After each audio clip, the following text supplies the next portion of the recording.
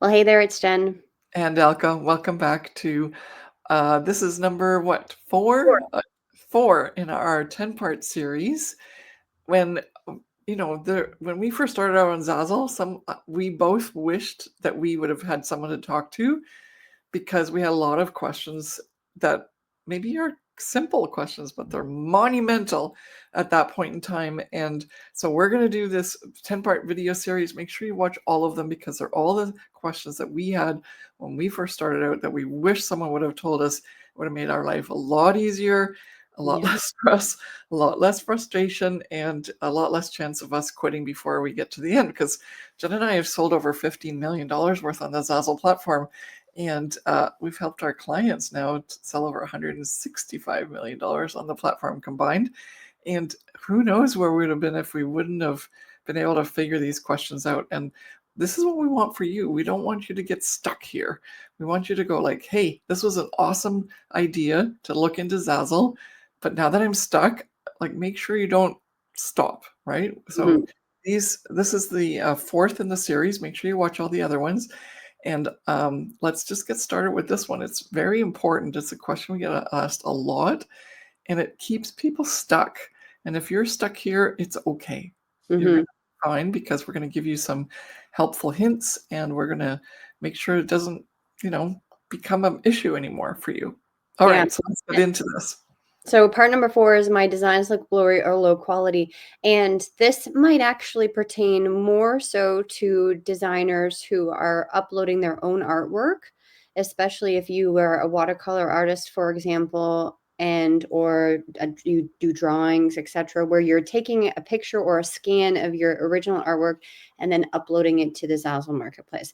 Because if you're a graphic designer and you're creating in Photoshop, you more or less probably know the DPI, and you're a little bit more advanced in the knowledge and all of that of how large your graphic should be. But this is for somebody who is either uploading their own artwork or potentially even buying somebody else's artwork or graphic designs, and the quality of that design is not as good as it should be, or it's lower quality. And so you're uploading this image, and let's say, for example, you have this beautiful watercolor piece of artwork that you've created. You take a picture and then you upload it to Zazzle, and it looks very blurry, and or the details not there, or you're also not able to make that picture or scan that you've uploaded as large as the product choice that you've picked. So for example, maybe you've chosen a canvas print that's maybe whatever 15 by whatever inches, and you've taken a picture on your phone or a camera and you upload it or you scanned it, etc.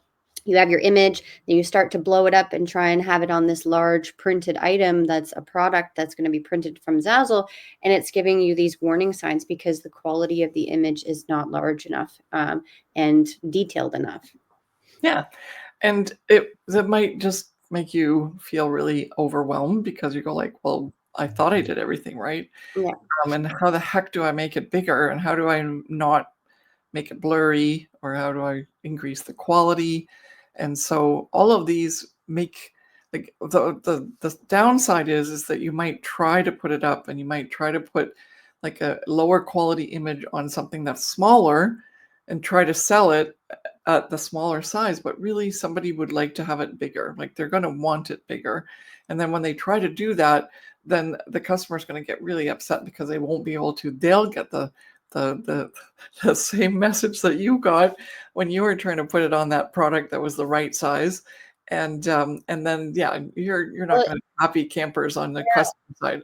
and Yeah. that just brings up a good point too, as like, okay, well, let's say you think that there's no possible way to make this image larger. And so you're limiting yourself, first of all, by putting it on the smaller product. So let's say you have a keychain, a little tiny keychain.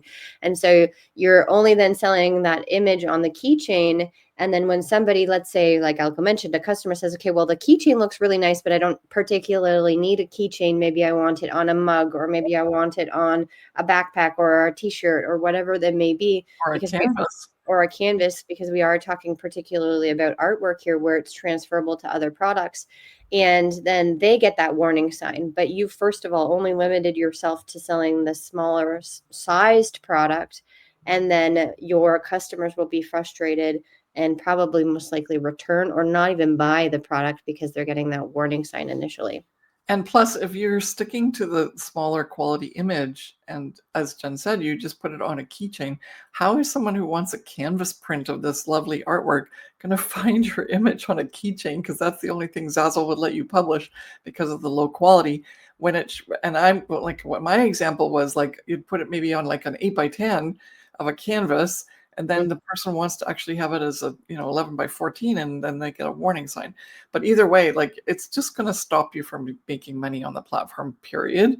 And so you just don't even want to go there. Like, you don't want to make like create solutions that are half baked solutions.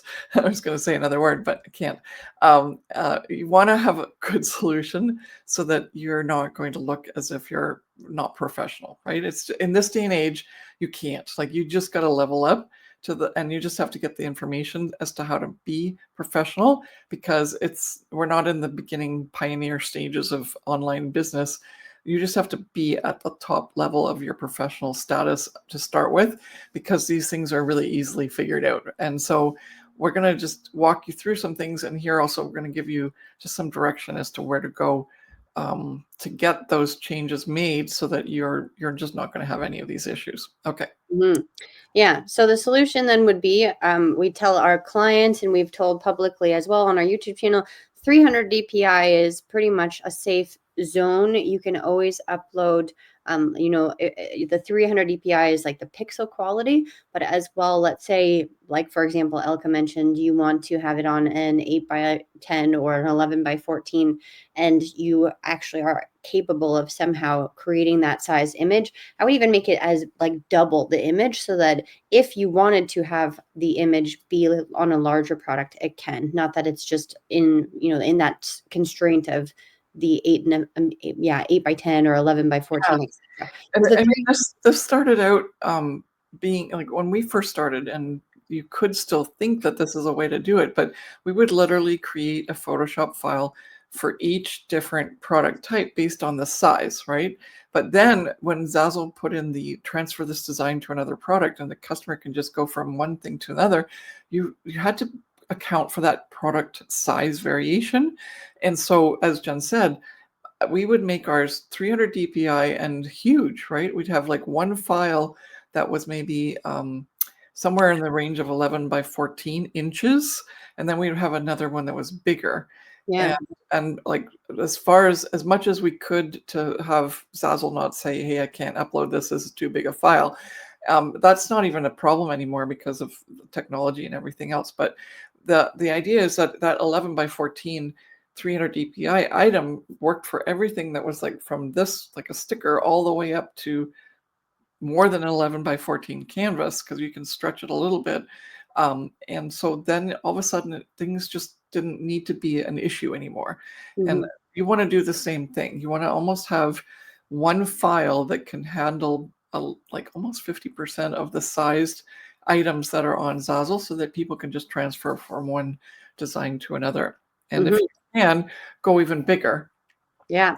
And And if you think about it too, we're talking about canvas prints, but let's say, for example, you created a pillow, right, and put it on a duvet, right? yeah, Yeah. yeah, let's say, because I was thinking like the train of thought of it being within the same sort of niche or whatnot. So if you have a design on a pillow and someone really likes that pillow and they purchase the pillow, and maybe they now want to have the matching duvet cover, the customer can literally say, transfer this design to another product, and you will still get the royalty for the new product as well, because they've used your initial design. But unfortunately, let's say your design is too small, so then they are willing to buy the duvet cover, which is a really large price point product on the Zazzle marketplace, which would allow you to get a really big royalty. And then all of a sudden there's an error because your pattern or image is too small. So they're not able to buy the duvet cover. But you didn't, as the seller, maybe think initially to create that duvet cover, but there's a want or need from it from your potential customer. So it gives you the opportunity to cross-sell items within that niche that maybe you haven't even thought of, particularly of posting in your store yet. Yeah. There's so many advantages to getting this, straightened out.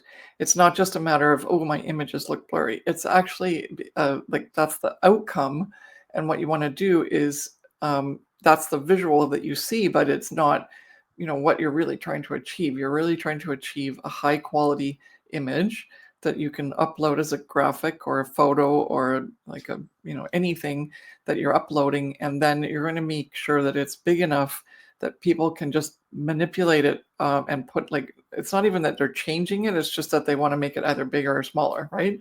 And Mhm. there's, before we even get to the Soul Bootcamp, I just wanted to say that there's a ton of sites online. They may look a little weird and fishy. Plus, there's also like Adobe and other more like paid options that you can use to resize something. But there are a lot of free items like where you can go to as a website where you just Google it and say like resize this or convert the DPIs. You just Google that and you'll just come across one that feels good for you, because a lot of them have ads and stuff in there on the sides. And don't click on any other buttons. Just click on the one that's going to change the image for you. And what you'll do is you'll say what the size is that you want, both the image size and the DPI size. And then you're going to upload your current image, and then it's going to spit out the fixed and graded, more professional, larger sized file, and then you're going to get the chance to download it. Okay, so that's all you need to do. And who knew that those were all just available for you? I just, as I said, make a little weary because there are some that are like very hard to understand where you're supposed to click, because some of them look like the same thing, but they're ads. But besides that, there's so many out there. Once you get comfortable using one of them, it's going to be really helpful to you. And as I said, if you're not so keen on using those, then just use one of the ones that's a paid option that comes as part of any sort of graphic design program. Well, also with Canva as well, you can upload your image, and then you can, when you're downloading the image, it gives you the opportunity to resize it in terms of the dimensions. And so you can, 3 times, 4 times, 5 times your size, and then download the larger image. But not everybody, like, as much as we love Canva, not everybody uses Canva or likes Canva. So there's multitude of options out there. You don't even know.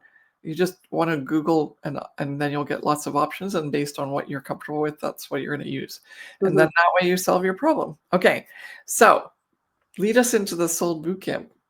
Yeah, well, if you are interested in learning about how you can, maximize your design potential and also understand which products should be in a certain niche, because we have been talking about blurry images in this video.